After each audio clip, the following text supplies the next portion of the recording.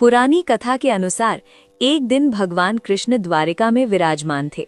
उनके साथ नारद मुनि आध्यात्मिक विषयों पर मधुर संवाद कर रहे थे। उसी समय एक प्रसिद्ध कलाकार वहां आया। उसकी एक ही इच्छा थी कि वो भगवान कृष्ण का एक सुंदर सा चित्र बनाकर उनको भेंट करे। पूरी श्रद्धा से भरा वो कलाकार कृष्ण के चरणों में झुका और बोला, प्रभु, मैंने आपका ये चित्र बनाया है, कृपया आप इसे स्वीकार करें।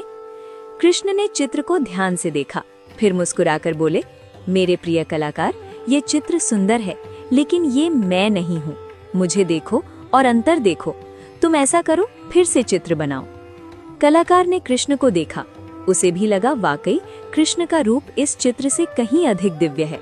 खैर, वो वापस लौट गया और फिर से एक नया चित्र बनाकर लाया। इस बार भी कृष्ण ने वही कहा, अब भी अंतर है, तुम फिर से बनाओ। ये क्रम कई बार दोहराया गया। हर बार कृष्ण पहले से अधिक सुंदर, पहले से अधिक तेजस्वी प्रतीत होते और हर बार चित्र अधूरा रह जाता। अब कलाकार हताश हो चुका था। उसके हाथ कांपने लगे और उम्मीद टूटने लगी। तभी नारद मुनि ने करुणा से उसे देखा और उसे एक ओर ले जाकर बोले, वत्स, तुम जिस कृष्ण का चित्र बनाना चाहते हो वो हर क्षण नया है, हर पल अधिक सुंदर, हर पल अधिक दिव्य। तुम कृष्ण को रंगों में नहीं बांध सकते।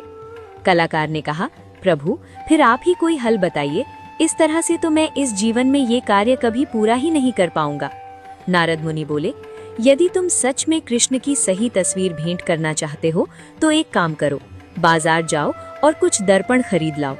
कलाकार को समझ नहीं आया, फिर भी उसने नारद मुनि की आज्ञा मानी।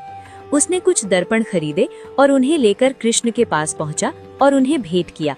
जैसे ही कृष्ण ने उपहार खोला और दर्पण में देखते ही कृष्ण प्रसन्न हो उठे। उन्होंने कहा, धन्यवाद प्रिय कलाकार, अब ये एकदम सही तस्वीर है। दोस्तों, कहानी जितनी सरल है उतनी ही गहरी भी है। अब सवाल है, कृष्ण को सच में देखना चाहते हो तो याद रखो, कृष्ण बाहर नहीं, भीतर दिखाई देते हैं। जब हम भगवान कृष्ण के पवित्र नामों का जाप करते हैं तो हमारा मन दर्पण की तरह निर्मल हो जाता है, और जब मन का दर्पण साफ होता है तभी उसमें कृष्ण के सच्चे, सुंदर और दिव्य रूप की झलक मिलती है। अगर सच में कृष्ण को देखना चाहते हो तो सबसे पहले अपने मन को दर्पण बनाओ, और अगर ये बात दिल को छू गई हो तो हो जाए कमेंट में जय श्री कृष्ण।